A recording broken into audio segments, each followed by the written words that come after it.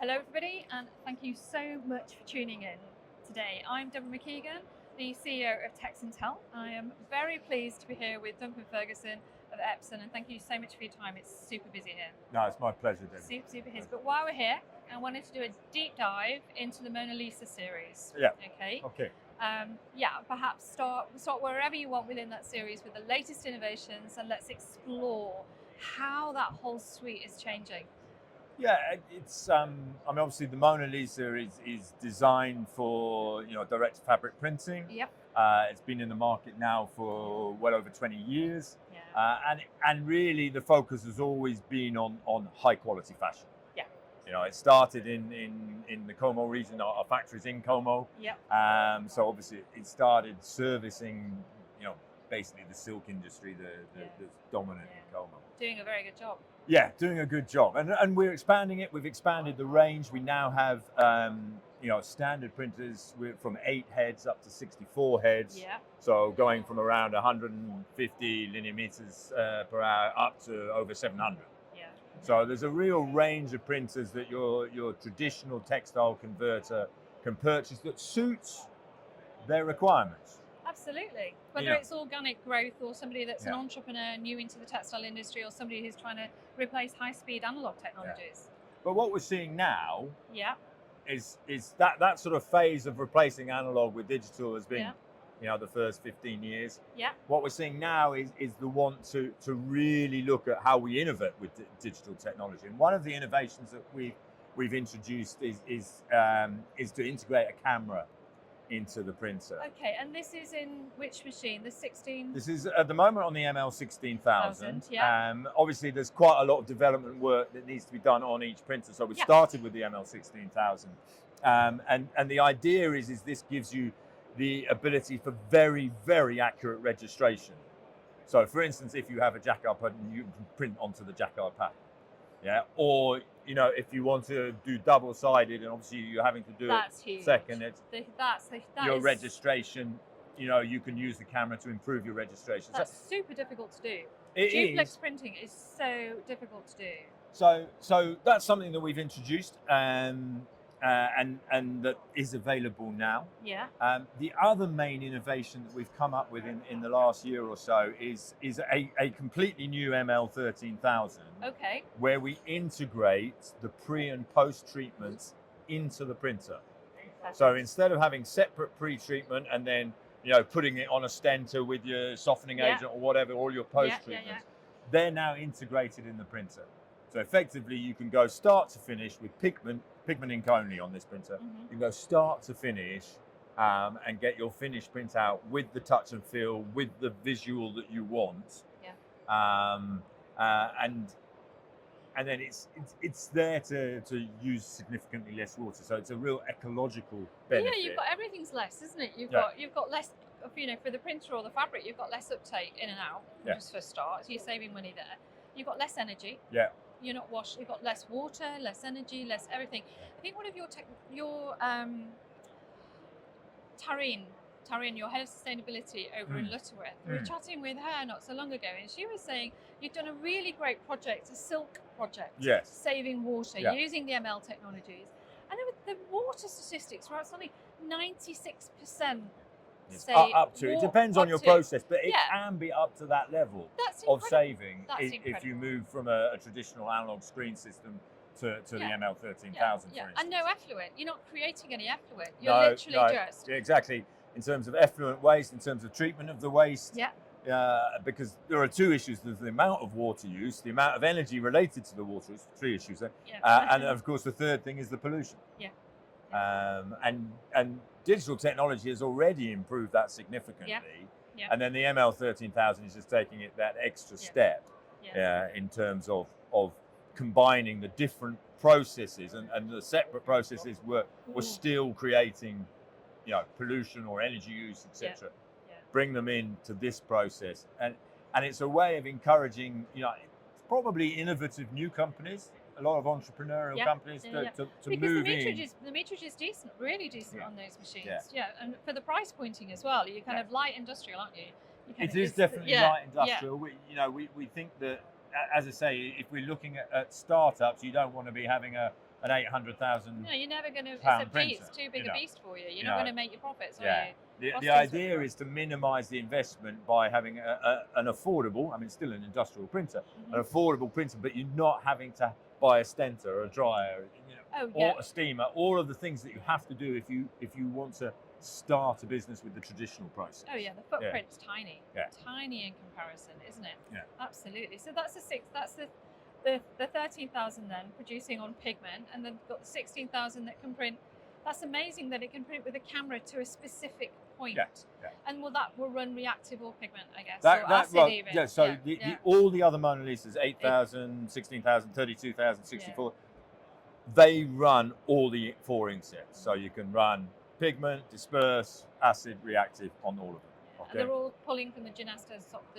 They use the traditional Genesta inks that we've designed and have been in the market for some years. They have, and they've got an incredible gamut, which serves all of the industries, whether it's fashion, apparel, or sportswear. Really. That's right. Yeah, a renowned gamut for the whole industry, really, and a lovely handle as well. Yeah, I mean, I saw the 13,000. I keep saying 1,300. The 13,000. Where were we? We were in Dusseldorf, I think we were. Yeah. Last year. Yeah. Yes. We had it at Drupa. You did indeed. Yeah. And I think it was, for me, so rewarding to watch the generation of these technologies change is the handle. Yeah. If we were to roll back 10 years, pigment handle was perfect for interior, which was great for interior decor, but not really lovely for a poplin shirt. Yeah, it wasn't really fit for purpose. But now, it's so incredible. So obviously the inks, the pre-treatments have been improving together on the traditional. So we've been doing a lot of work. We also make our own pre-treatment, pre-gen. So we've been doing a lot of work with pre-gen and Genesta ink to improve that touch and feel, and then obviously integrating it pre and post on the ML13000. And it's not just pigment to cotton as well. You need to think this is, there are lots of different substrates. Both synthetic, cotton, blended, that you can use the ML13000 to print it. Yeah. And I think, just to finish, I think we'd be remiss if we didn't talk about certification and inks and things like that as well, because it's so important for the future of our industry that it would become as green as and environmentally friendly as possible. And of course, all Epson inks are certified.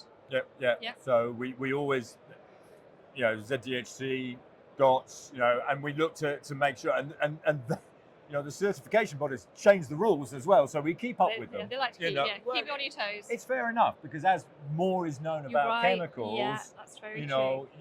It's a never-ending. So you have to be integrated with those certification bodies. You have to be integrated with the EHCA and the REACH protocol, just to make sure that you're ahead of the game in terms of developing your formulations, not only to improve the gamut, the feel, etc.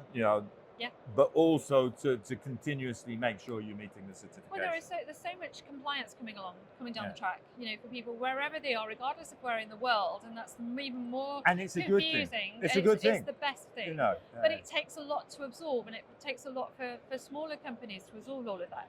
So it's really important that they have access to that information from their print supplier. And customers, buyers should really be asking, well, okay, I really like that print, but how is it printed? What technology is being used? Right at the beginning of source design, if they don't choose the right technology and they're placing the orders, you can't just place it into an invisible pool of print. That has to be documented. And it's still a challenge for the industry, to be honest. Massive challenge. We talk about, sustainable fashion and how people can access sustainable fashion, but you go into a shop or you go onto online, how often do you have something that you can trust, looking at it, that that is the best option for sustainability? I'm not saying it's sustainable, but the best option for sustainability. We still aren't there as an industry. No, not at all. No, we're at the manufacturing side. We can do our bit to make sure that we're compliant and we're making it easy at our end of the industry, but it needs to flow through every part of the industry. It does. The stars have to align, don't they? And the conduits have to open, and we all have to collaborate. We all have to share knowledge, and we all have to build partnerships, really. Sorry. And there are lots of new businesses coming from the software side as well to help speed up all of that. Yeah. Lots and lots of things to help with compliance, so that you take that job role out of a young print business, because the worst thing you want is to have a head of sustainability in a business that's only doing £500,000 or £700,000 a year, and they've got, they're a much smaller business. It makes no sense. Ideally, what you want to use is some form of software or AI that automates the process of compliance through the chain. Absolutely. And the opportunity is there. It's a relay. So it's a relay race. Any product, the data has to transfer with that relay all the way through. Yeah. I was working in Turkey last year. I was doing a project with the EU, which is really interesting. And they were talking about, a lady was there saying that she had a huge order going out for a huge UK retailer, who remain nameless, and she was really struggling with compliance. And she had been assured that everything was fine when she placed all of the orders, and she was running up to a deadline. She had like 10 weeks to get it all finished, but couldn't get the paperwork. And if she didn't have it all, the bill of the bill of trading, whatever it was, the contract was null and void because she hadn't hit all of those criteria. She sat on stock that she could do nothing with. This is and there will be fines and all sorts of things, but you can't have small businesses tied up in all of that. No, and that's it. And there needs to be a solution for different parts of the market. As you say, a small business cannot afford to do that. They need something to be provided to them. It may mean that they have to control their supply chain a little bit closer and bring it closer to home. What we're seeing with some of what I would call the mid-sized brands, fashion brands, we're seeing some of them thinking about printing themselves or even owning the printer that's in a converter so that they have a little bit more control of the printing process so that they can trust, at least in what is going into the finished garment, they understand. Rather than just placing an order on someone in shop.